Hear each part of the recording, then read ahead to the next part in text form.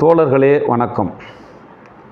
இன்றைக்கு பரபரப்பாக இன்றைய தினம் பேசப்பட்டுக்கிட்டு இருக்கிற ஒரு சங்கதி திருப்பதி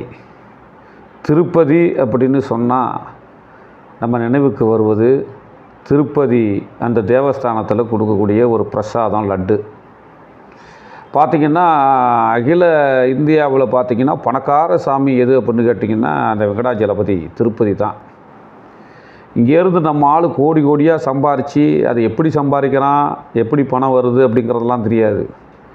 கட்டுக்கட்டாக கொண்டு போய் பணத்தை போடுற இடமும் திருப்பதி தான். கட்டுக்கட்டாக தங்க நகைகளை போடுறது திருப்பதி தான். இதுபோல் பார்த்திங்கன்னா எந்த தொழில் செஞ்சாலும் சரி, அது சட்ட ரீதியான தொழிலாக இருந்தாலும் சரி, சட்டத்துக்கு விரோதமான ஒரு தொழிலாக இருந்தாலும் சரி, அதிலிருந்து பாவத்தை தீர்த்து கொள்வதற்காக பக்தர்கள் போய் தன்னுடைய பங்காக தன்னுடைய வருமானத்தில் ஒரு பகுதியை கொண்டு போய் அங்கே உண்டியலில் போடுற ஒரு இடம் எது அப்படின்னு கேட்டிங்கன்னா திருப்பதி. அந்த திருப்பதி வெங்கடாஜலபதி அந்த கோயிலுக்கு என்ன சிறப்பு, ஆந்திர மாநிலத்தில் இருக்கக்கூடிய அந்த கோயிலுக்கு என்ன சிறப்பு அப்படின்னு சொன்னால், உலகத்தில் இருக்கக்கூடிய அத்தனை ஃப்ராடுத்தனம் பண்ணுற எல்லா மனிதர்களும் அங்கே தான் வருவாங்க. இப்படி இருக்கக்கூடிய ஒரு கோயிலில் பார்த்திங்கன்னா லட்டு பிரச்சனை வந்து போச்சு. எப்படி யானைக்கு வந்து ஒய் நாமமா யூ நாமமானு ஒரு காலகட்டத்தில் பிரச்சனை வந்துச்சோ, அதுபோல் பார்த்திங்கன்னா இப்போ திருப்பதியில் லட்டு பிரச்சனை. என்ன அந்த லட்டு பிரச்சனைனா, அது வெஜிடேரியனில் செய்யணும் அந்த லட்டை. இப்போ என்னன்னா அதில் பார்த்திங்கன்னா கொழுப்பு கலந்து போச்சு அப்படின்னு ஒரு பிரச்சனை இப்போ ஊடகம் முழுவதும் தலைவிரித்து ஆடிக்கிட்டு மிகப்பெரிய ஒரு பிரச்சார அதிர்வலைகளை ஏற்படுத்தி கொண்டிருக்கக்கூடிய ஒரு சூழ்நிலையில் அந்த மாநிலத்தினுடைய முதலமைச்சராக இருக்கக்கூடிய சந்திரபாபு நாயுடு கூட இதை வந்து ஆமாம் அப்படின்னு சொல்லிக்கிட்டு இருக்க ஒரு நிலை இருந்து கொண்டு இருக்கிறது. எப்பயுமே பிஜேபி ஆர்எஸ்எஸ் போன்ற சங் பரிவார கூட்டங்கள் என்னன்னா, ஒரு பிரச்சனை அவங்களுக்கு நாடு ஒரு அமைதியாக போயிடக்கூடாது, இந்த நாட்டில் மக்கள்லாம் அமைதியாக இருந்துடக்கூடாது, ஏதாவது ஒரு குழப்பத்தை கொண்டு போடணும், ஒரு கூத்து போடணும், ஒரு அரசியல் ஆதாயம் தேடணும். அப்படிங்கிறதுல பார்த்திங்கன்னா அந்த கொழுப்பு பிரச்சனையை கிளப்புறாங்க. கொழுப்பு பிரச்சனை உண்மையிலேயே இப்போ நான் மாமிசம் இல்லாத வெஜிடேரியனில் வந்து தான் செஞ்சு கொடுக்கணும் ஒரு சட்டத்திட்டம் அந்த நிர்வாகத்தில் இருந்துச்சுன்னா அதன்படி தான் செய்யணும். ஒரு நம்பிக்கையே உடைக்கக்கூடாது. அதுபோல் வந்து பரவாயில்ல கொழுப்பு கலந்துருக்கலாம் அப்படின்னு சொன்னால் அதன்படி செய்யலாம், அது ஒன்றும் பெரிய பிரச்சனை இல்லை. இதில் வந்து மிருகத்தினுடைய கொழுப்பு, மாட்டு கொழுப்பு அந்த லட்டில் கலந்துருக்குன்னு சொல்லி ஒரு பிரச்சாரத்தை இப்போ செஞ்சுக்கிட்டு இருக்காங்க பிஜேபி அரசாங்கம். இந்த சந்திரபாபு நாயுடு பிஜேபி கட்சி அல்ல, ஆனால் அவர் பார்த்திங்கன்னா பிஜேபி ஆர்எஸ்எஸ் மாதிரி இப்போ வேலை செய்ய ஆரம்பிச்சிட்டார். இந்தியாவில் என்ன அப்படின்னு சொன்னால், முதல் இந்திய விடுதலை போர் என்று சொல்லக்கூடிய தொடக்க நிலையில் சுதந்திரம் அடைவதற்கு முன்பாக இராணுவத்தில் பயன்படுத்தக்கூடிய தோட்டாக்களில் வந்து கொழுப்பு கலந்துருக்காங்கன்னு ஒரு பிரச்சனை வந்துச்சு, மத ரீதியான ஒரு பிரச்சனை. அப்போ பசுவை தெய்வமாக வணங்கக்கூடியவர்கள் இந்துக்கள். அப்போ இந்துக்கள் வந்து மிலிட்ரியில் இருக்காங்க, இராணுவ வீரராக இருக்காங்க. அப்படி இருக்கும்போது பசுவினுடைய கொழுப்பை எப்படி தோட்டாக்களை நீங்கள் தடவலாம், பன்றியினுடைய கொழுப்பு பசுவினுடைய கொழுப்பு எப்படி தடவலான்னு சொல்லி ஒரு பிரச்சனை ஏற்பட்டு அது ஒரு பிரச்சனை ஓடிக்கிட்டு இருந்துச்சு அப்போ அந்த காலகட்டத்தில். அதே மாதிரி நீங்கள் பார்த்திங்கன்னா இந்த லட்டு பிரச்சனையில் வந்து மாட்டு கொழுப்பு இருக்குது அப்படின்னு கலந்துருக்கு. அதை இன்னும் அதிகாரப்பூர்வமாக வந்து அந்த தேவஸ்தான கமிட்டிங்கிறது இன்னும் ஒத்துக்கலை.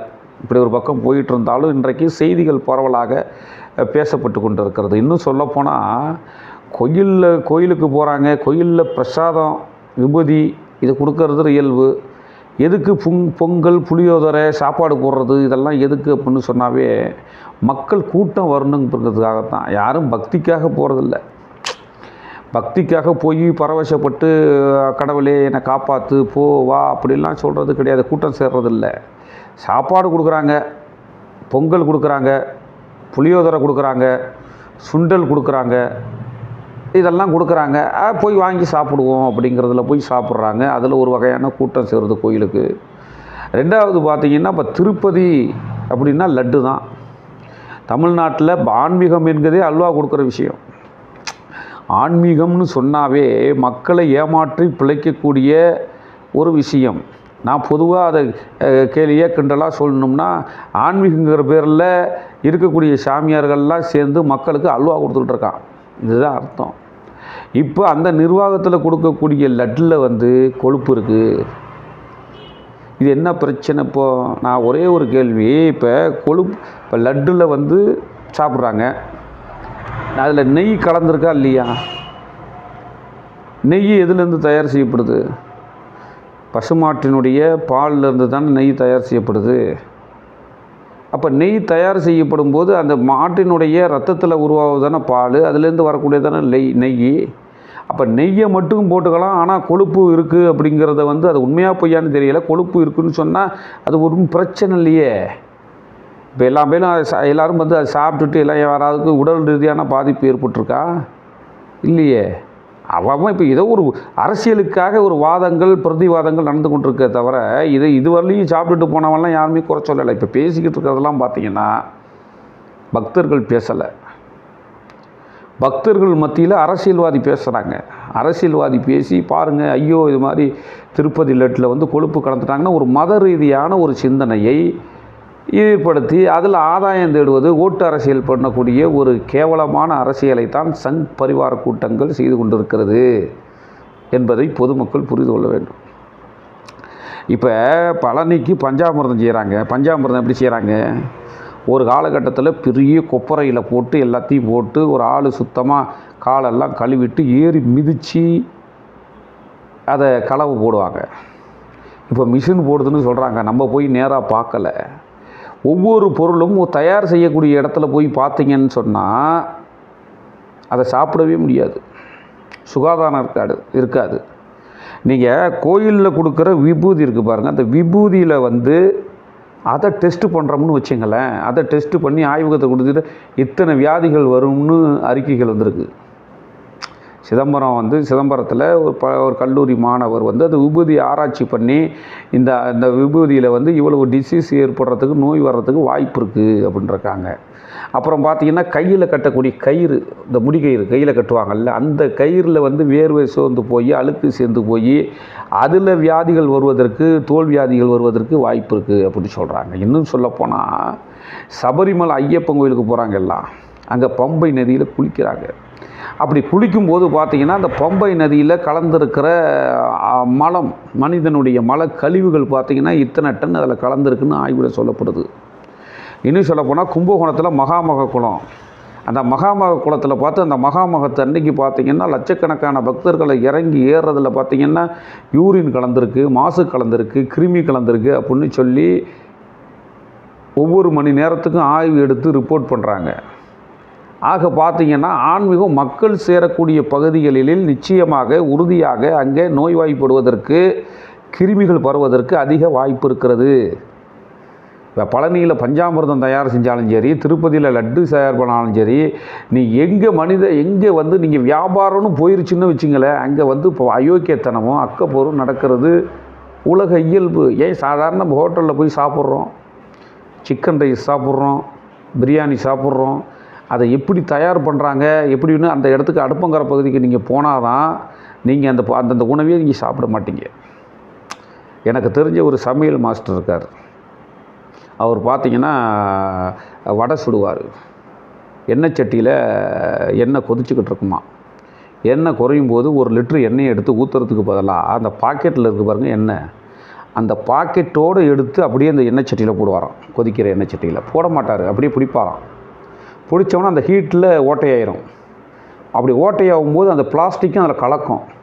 அப்படி கலக்கும்போது அப்படியே எடுத்து பாக்கெட் தண்ணி அங்கே வந்து எண்ணெய் அதுக்குள்ளே போயிடும், வெறும் பாக்கெட்டை உதறிட்டு அங்கே போடுவாலாம். அப்போ என்ன ஆகுது அங்கே நீங்கள் பாருங்கள், நீங்கள் அங்கே பிளாஸ்டிக் பொருள் பை அதில் கலக்குது.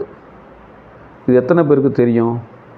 சாப்பிட்றவங்களுக்கு தெரியறதுக்கு வாய்ப்பு இருக்கான்னா கிடையாது. நீங்கள் எந்த பொருளையுமே பார்த்தீங்கன்னா அது லட்டாக இருக்கட்டும், விபூதியாக இருக்கட்டும், இதாக இருக்கட்டும், நீங்கள் வந்து பஞ்சாமிர்தமாக இருக்கட்டும், எந்த பொருளை எடுத்துக்கிட்டாலும் அதை தயார் செய்யக்கூடிய இடத்துல போய் நீங்கள் பார்த்தீங்கன்னா அது சாப்பிட்ற மாதிரி இருக்காது. உண்மையிலேயே அதுதான். ரயிலில் சாப்பாடு விற்றுக்கிட்டு இருக்காங்க, ஒரு பாக்ஸில் கொட்டி ஒரு நல்லா சமைச்சு கொடுத்துருக்காங்களா? அது சரி. வடை சுட்டு விற்றுக்கிட்டு இருக்கான் ரயிலில், அது என்ன நல்ல தூய்மையான எண்ணெயில், ஒரிஜினாலிட்டி எண்ணெயில் வந்து வடை சுட்டு எடுத்துகிட்டு வரானா? இல்லை. மிகப்பெரிய ஒரு அரசியல் கோளாறு இந்த நாட்டில் நடந்து கொண்டு இருக்கிறது உணவுப் பொருளில். அது திருப்பதியில் மட்டுமல்ல, பழனியில் மட்டுமல்ல, பல்வேறு பகுதிகளில் கோயில்களில் மட்டுமல்ல, எல்லா இடத்துலையுமே பார்த்தீங்கன்னா உணவுப் பொருள் இன்றைக்கு வியாபார நோக்கில் ஃப்ராடு தனம் நிறைய நடக்கிறது. அந்த அடிப்படையில் லட்டு குத்தகை எடுத்தவன், அதை வந்து கான்ட்ராக்ட் எடுத்தவன் கொழுப்பும் தடவி இருக்கலாம், போயிருக்கலாம், வந்திருக்கலாம். இப்போ ஒன்றும் அது ஒரு பெரிய பிரச்சனை இல்லையே. எந்த பக்தன் பேசுகிறான்? யாரும் பக்தர்கள் பேசுகிற மாதிரி தெரியலையே. அரசியல்வாதிகள் போட்டு அதில் கொழுப்பை தடவுறான், அதை தடவுறான், இதை தடவுறான்னு ஒரு பிஜேபி தரப்பில் சங் பரிவாரம் கூட்டம் என்ன பண்ணுதுன்னு சொன்னால் பெரிய பிரச்சனையை உண்டு பண்ணி ஒரு அரசியல் ஆதாயத்தை தேட முயற்சி பண்ணுகிறார்கள் என்பது நல்லா வெட்ட வெளிச்சமாக தெரிய வருகிறது. நான் பொதுவாக சொல்கிறேன் அப்படின்னு சொன்னால் கோயிலுக்கு போகாதீங்க அப்படின்னு நான் சொல்கிறோம். அல்ல அப்படி கோயிலுக்கு தான் போகணும்னா கோயில்களில் விற்கக்கூடிய பொருள்கள் எல்லாம் வாங்கி சாப்பிடக்கூடாது. முதல்ல நோயை உண்டாக்கும். இது என்ன திருப்பதி லட்டுன்னா திருப்பதிக்கு போயிட்டு வந்துட்டிங்களா, லட்டு வாங்கிட்டு வந்தாச்சா? இதுதான் பெரிய கேள்வி நம்ம மக்கள்கிட்ட. என்ன அது என்ன பழனியில் செஞ்ச அந்த சிலை, முருகன் சிலையில் மாதிரி நவபாசானத்தில் செஞ்ச பொருள் அது லட்டு. கிட்டத்தட்ட அடுக்கி வச்சுருக்கான், டன் கணக்கில் அடுக்கி வச்சுருக்கான். அது இப்போ போன வாரம் செஞ்ச லட்டு வந்து இந்த வாரத்துக்கு விநியோகம் பண்ணுறான். இன்றைக்கி தயார் பண்ணி இன்றைக்கே கொடுக்குற லட்டு கிடையாது. அது 10 நாளைக்கு முன்னால் தயார் செய்து அது பாதுகாப்பாக எடுத்து வச்சுட்டு அந்த ஸ்டாக்கில் இருக்கிற லட்டு தான் வந்து பக்தர்களுக்கு கொடுக்கப்படுதே ஒழிய அன்னன்னைக்கு ஃப்ரெஷ்ஷாக செஞ்சு யாரும் கொடுக்கறது கிடையாது.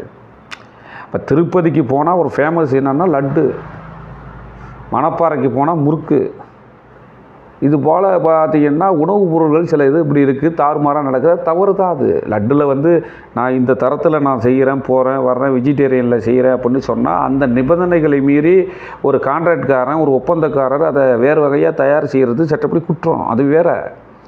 ஆனால் இந்த பிரச்சனைகளுக்குள்ளே யார் இருக்கா அப்படின்னு பார்த்தீங்கன்னா இன்றைக்கு பிஜேபி இருக்குதா? இன்றைக்கி அரசியல் வட்டாரங்கள் இன்றைக்கு தெளிவாக எடுத்து சொல்லுகிறார்கள். அப்படி இருக்கும்போது பார்த்தீங்கன்னு சொன்னால் இன்றைக்கி பிஜேபி வந்து இந்த நாட்டை அமைதியை சீர்குலைக்கிறது. பிஜேபி இந்த நாட்டை அமைதியை வந்து களங்கப்படுத்தி இன்றைக்கி பார்த்தீங்கன்னா அரசியல் ஆதாயம் தேடணும். இந்த மாநிலத்தில் மட்டும் இல்லை, எல்லா மாநிலத்திலும் இன்றைக்கி நல்லா பாருங்கள், இந்த நாட்டு மக்கள் மீது பிஜேபி அரசாங்கத்திற்கு கொஞ்சம் கூட அக்கறை கிடையாது என்பது அவர்கள் 100 நாள் சாதனை. மோடி சொல்கிறார்ல 100 நாள் ஆகிப்போச்சு ஆட்சிக்கு வந்து. இந்த 100 நாள் சாதனை என்னான்னு கேட்டிங்கன்னு சொன்னால் ஒரு 4 நாள் 5 நாளைக்கு முன்னாடி நீங்கள் பார்த்துருக்கலாம். நீங்கள் பார்த்தீங்கன்னா மணிப்பூரில் பிரச்சனை ஏற்பட்டு இன்னும் அந்த பிரச்சனை தீர்ந்த பாடு இல்லை. இன்றைக்கி பிரதமராக இருக்கக்கூடிய நரேந்திர மோடி அந்த பகுதிக்கு இதுவரையிலையும் போகலை. நல்லா நீங்கள் புரிஞ்சுக்கணும். இதுவரையிலையும் நரேந்திர மோடி பிரதமர் என்கிற அடிப்படையில் ஒரு பொறுப்பில் இருக்கக்கூடிய ஒரு அடிப்படையில் இன்றைக்கும் போய் இந்த மணிப்பூர் மக்களை போய் சந்திக்கலை, ஒரு ஆறுதல் வார்த்தை சொல்லலை. பார்த்தா பள்ளிக்கூடம் இயங்கிக்கிட்டு இருக்குங்கிறாரு, ஹாஸ்பிட்டல் இயங்கிக்கிட்டு இருக்குங்கிறாரு, இப்படியெல்லாம் இயங்கிக்கிட்டு இருக்கு. அது இருக்குது, நல்லா சுபிச்சமாக அங்கே மக்கள் வாழ்கிறாங்க அப்படின்னு சொல்லிக்கிட்டு இருக்காரு. ஆனால் நாளுக்கு நாள் அங்கே மனித உயிர்கள் பலியாக்கப்பட்டு கொண்டு இருக்கிறது. ஆனால் அப்படி பலியாக்கப்பட்டு கொண்டிருக்கக்கூடிய இந்த காலகட்டத்திலே 4 நாளைக்கு முன்னால் நம்முடைய நரேந்திர மோடி என்ன செய்கிறாரு? ஒரு கன்றுக்குட்டியை பிடிச்சி வீட்டுக்குள்ளே அழைச்சிட்டு போய் பூஜை ரூமுக்கு அழைச்சிட்டு போய் அப்படி தடவுறாரு. என்னமோ கன்றுக்குட்டியை இவர் தான் பெற்ற மாதிரி. நல்லா நீங்கள் யோசிக்கணும். கண்ணுக்குட்டியை ஒரு பெத்த மாதிரி அப்படியே தடவுறாரு, கொஞ்சுறாரு, கன்னத்தை வச்சு தேய்க்கிறாரு, முத்தம் கொடுக்குறாரு. அப்படியே பார்த்தீங்கன்னா அந்த காட்சியை வீடியோ எடுத்து மக்கள் மத்தியில் அது பரவணும் அப்படின்ட்டு ஊடகத்தில் வெளியிடுறது. இப்படி ஒரு கேவலமான அரசியலை செய்து கொண்டிருப்பது தான் பிஜேபி அரசாங்கம். இந்த 100 நாள் சாதனைன்னா இதுதான். மிஸ்டு கால் கொடுத்து நீங்கள் உறுப்பினராக சேர்ந்துட்டீங்க அப்படிங்கிறான் பிஜேபிக்காரன்.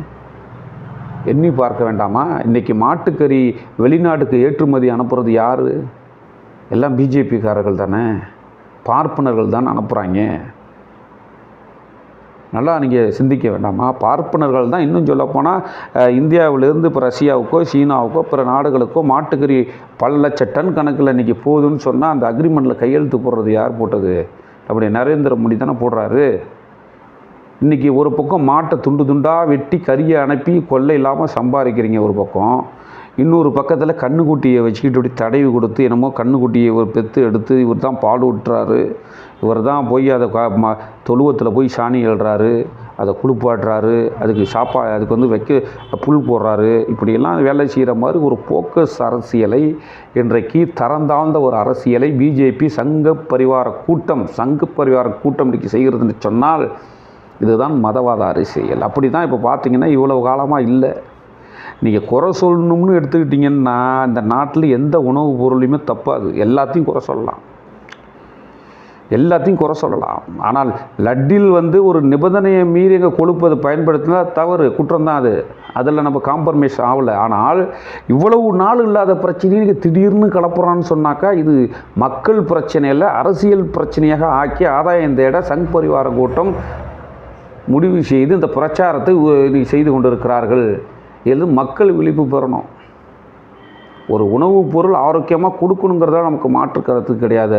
ஆனால் அதே நேரத்தில் ஏன் இவ்வளவு நாளாக அதை சொல்லலை? ஏன் சந்திரபாபு நாயுடு ஆட்சிக்கு வந்த பிறகு அதை முறையாக அரசாங்கமே எடுத்து டெஸ்ட்டு பண்ணி இதில் எல்லாம் இருக்குது, அது மாதிரி பண்ணக்கூடாது போகக்கூடாதுன்னு உரிய நடவடிக்கை எடுக்கிறதுக்கான அதிகாரம் அவருக்கு இருக்கா இல்லையா? ஏன் அதெல்லாம் செய்யாமல் இப்போ என்னாச்சுன்னா லட்டில் வந்து கொழுப்பு இருக்குது, மாட்டு கொழுப்பு அப்படின்னு செய்கிறாங்கன்னு சொன்னால் ஒரு பிரச்சாரத்தை இதில் தான் மதவாத அரசியல் அடங்கியிருக்கிறது என்பதை மக்கள் புரிந்து கொள்ள வேண்டும்.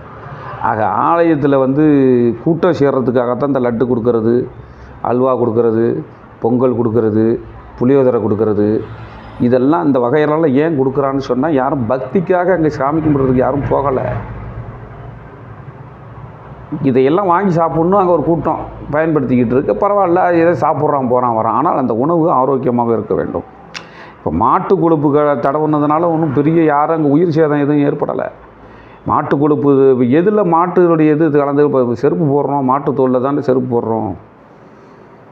பெல்ட்டு தயார் பண்ணுறோம், இடுப்பில் பெல்ட்டு தயார் பண்ணுறோம், மாட்டுத்தோல். மாட்டினுடைய உடல் உறுப்புகளில் பல்வேறு மருந்துகள் தயார் பண்ணுறதுக்கு பயன்படுது. மருந்துகளாக உள்ளே வயிற்றுக்குள்ளே போகுது, சாப்பிட்றோம். இன்னும் சொல்லப்போனால் உணவுகள் பால் சாப்பிட்றோம், மாட்டினோட உடம்புல அந்த ரத்தத்தில் தான் அது முடிஞ்சு வருது. இப்படியெல்லாம் இருக்கும்போது இது ஒரு பெரிய பிரச்சனை அல்ல. இதை பெருசாக இந்தியா முழுவதும் இந்த பிள்ளையார் பால் குடித்தார் அப்படிங்கிற மாதிரி வந்து திருப்பதி தேவஸ்தானத்தில் லட்டில் கொழுப்பு தடவி இருக்குங்கிற பிரச்சாரம் என்பது ஆர்எஸ்எஸ் பிஜேபியினுடைய ஒரு சூழ்ச்சியான பிரச்சாரம் என்பதை பொதுமக்கள் தெரிந்து கொள்ள வேண்டும். நன்றி, வணக்கம்.